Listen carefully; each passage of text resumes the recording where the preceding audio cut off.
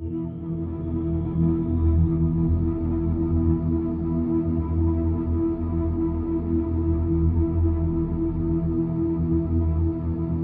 back, everybody. So my next movie review for you is Man of Steel. But again, before I get into this review, if you enjoy watching my movie reviews, if you could please like, share and subscribe to my channel, that would be very much appreciated. So Man of Steel was released on the 14th of June 2013. Its director was Zack Snyder. It was made on a budget of 258 million US dollars and made 668 million US dollars in the box office. The cast in this movie consists of Henry Cavill, Russell Crowe, Amy Adams, Michael Shannon, Diane Lane, Kevin Costner, plus many others. So in this new kind of fresh install or take in the Superman franchise, we follow Clark Kent as he learns about his abilities and his real home, and it is not long before he has to use those abilities to battle a old enemy of Krypton. So, Man of Steel. What do I honestly think about this movie? I absolutely love this movie. I have to be honest with you. It's probably one of, not the best, in my personal opinion, in the Superman franchise. Now, I am not going to compare this to the original Superman movie in any way, shape, or form. It's not something that I do in movie reviews. All I can tell you is I actually really enjoy this movie, and I'm just about to get into those reasons right about now.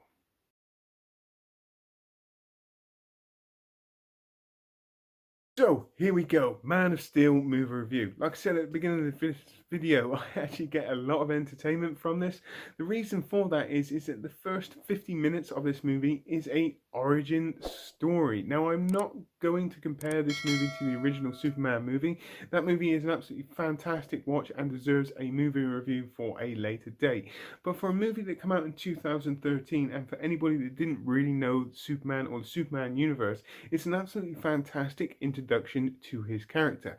Like I said, for the first 50 minutes, you do not see Superman in any way, shape, or form. It is solely dedicated to giving you a backstory so you can get that emotional attachment to his character, and you do. I was on board with this movie from the first minute of this movie. Now, I have to be honest with you, when it got released, it did take me a couple of years to actually watch this movie, but when I did, I was just like, oh my god, this is really good. The first minute I was drawn in. I was just like, okay, I'm on board here. You know, okay, it's got some darker tones, and you could see there was going to be darker tones in this movie, but I was just like that. I want to see where this goes. Let's just watch this and not judge it in any way, shape, or form, and yeah, at the end of it, it's absolutely great watch in my personal opinion. I love a good origin story to any kind of superhero. This is the reason why I love Batman Begins, and they've done this again with Man of Steel, and it worked because the storytelling for the first 50 minutes really draws you in. It really sucks you in. You get that emotional attachment to the main characters in this movie, or mainly Henry Cavill's portrayal of Clark Kent and Superman, and really quickly. And I love that. I really do. If they can draw me in that quickly into a movie, then I'm on board with it.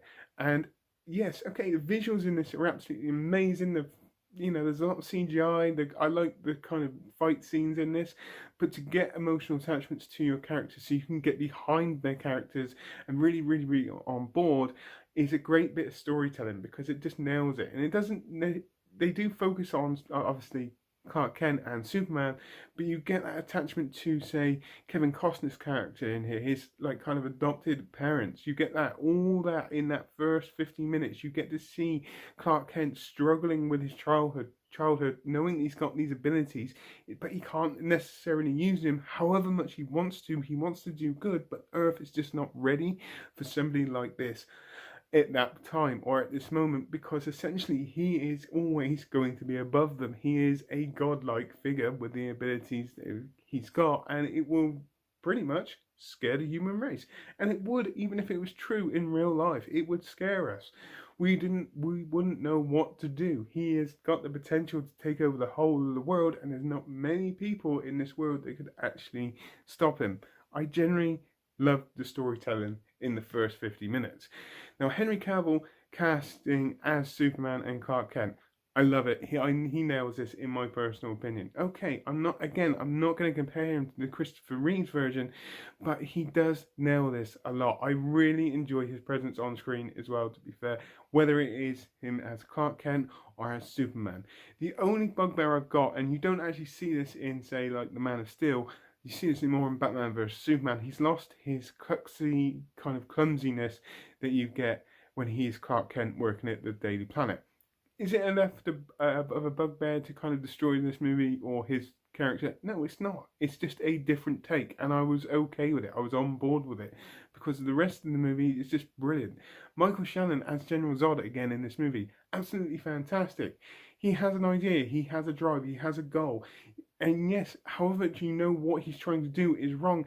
For some reason, I found myself going, I'm kind of on board with your character as well. I get what you're trying to do, but the foundation of what you're going to do is billions of deaths, and I can't agree with it, but yet I understand what you're trying to do. And he's very sadistical, he won't stop at his goals, and I loved how he betrayed him. He's very, very, very good as General Zod, I have to be honest with you. He's very, very, I wouldn't say, yes, he is frightening, and because he has no care. He has that one goal. He has that one thing that he wants to achieve, and he will not stop. And people on Earth are not going to stop him in any way, shape, or form. I love what he did. Visually, this movie is brilliant, in my personal opinion. Now, I've always said I'm not a fan of CGI, but for a movie like this, they would have to put in a certain amount of CGI for a modern time. And I was okay with it. I was good with it because it was actually good. It was actually enjoyable to watch. There were certain bits of CGI which were a little bit off, I have to be honest with you, but as a whole, as a general, I was on board with CGI. It's the one movie I can honestly say that I can sit down, I'm all right with actually watching this without, with CGI. And just, it's a bold claim from me, and I bang on about not liking CGI. It worked for me. I enjoyed it. It was just, I thought it was well done. There are points in here which I didn't like. Like I said, other things I enjoy, it's the darker tones in this movie which I enjoy as well. I like the darker kind of side of this universe. And I, the reason why I like it is because this universe is just more of a darker universe, and this is kind of comparing this to Marvel. DC and Marvel are two different universes, and one is darker than the other. DC is darker than Marvel, and I've always loved the DC kind of universe anyway. I'm a massive fan of DC, but I also love Marvel as well. But I just love the DC because it is a different tone, and this movie is a classic example of this. It's also something very different that we wasn't used to, say, from, say, like previous Superman movies. Everything in this movie I really, really enjoy. I highly recommend it. I really enjoy the storytelling on this as well. If I went deeper into this, I could probably find some plot holes, but performances just in itself, mainly as in Henry Cavill as Clark Kent and Superman, absolutely fantastic. Exactly the same with Michael Shannon as General Zod, even Kevin Costner as the Doctor, and Diane Lane as the adopted kind of parents in this movie. There was something else I was going to say there and it completely went out of my head. Absolutely fantastic. And even Russell Crowe's kind of intake into this movie is absolutely fantastic. It has in his guidance. He's like his Yoda kind of thing. And I absolutely just loved what they did in every single way. So if I was to give this a rating, I would give this a... I am going to give it a strong 10 out of 10. To be honest with you, it's not a perfect movie. There are certain things which are slightly off. Some of the CGI is slightly off. But as a whole, as a general, it's still a very, very entertaining watch. It's a Superman movie which I can actually go back to and know that I'm going to enjoy this from start to finish. I love the fact that it's an origin story, and that is the reason why I'm giving this a 10 out of 10. It's as simple as that. So, on that note, please tell me what you think. Put it in the comments down below as normal. Please stay tuned for 5 bonus facts to do with Man of Steel, which are coming up right about now.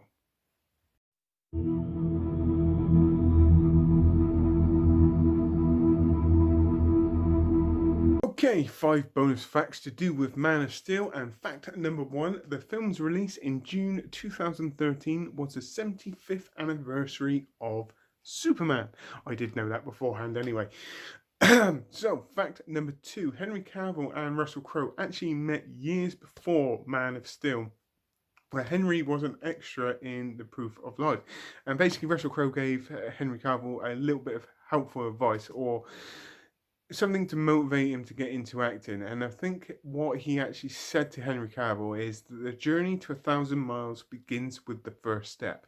In other words, if you want something, go and get it. And Henry Cavill wanted to be an actor. Russell Crowe told him what he had to do, and Henry Cavill went to go and get it. And he is. He's actually a really, really good actor, in my personal opinion. So, fact number 3. Many scenes were taken from Superman's graphic novel, Superman Birthright. And I have to be honest with you, I've never knew about this novel. I've never read it, so I can't honestly comment on that in any way, shape, or form. I am predominantly a Batman fan, as you can see, but you can see that they had darker tones in this movie, to be fair. Fact number 4 is Viggo Mortensen was considered to play the role of General Zod. Now, thinking about him playing General Zod, I do not think is an absolute great choice, to be fair. I think they nailed it with Michael Shannon. I can think of other actors that could probably play Zod, but Viggo Mortensen as him, I can't even think about it now. I can't even imagine it. So yeah, I think they nailed it with the casting choice on that one. So fact number 5, Henry Cavill, however you want to pronounce it, refused to take steroids to muscle up. So basically what he wanted to do is do this through all hard work. Now, however much I am completely jealous of his six-pack ripped body, which I am, to be fair, it is all done through pure hard work. And now when they were training for Batman vs Superman and Justice League, you got to see they released some of his training routine, and it is all done through pure hard work and dedication. And I've got to give 100% respect for that as well, to be fair, because that does take some doing, and I know they've got a very, very short time period to actually get ripped as well for their roles. So there we go, thumbs up, total respect. So on that note, there was 5 bonus facts to do with Man of Steel. So on that note, I hope everybody has a great rest of the day, whatever you're doing. Please take care and goodbye.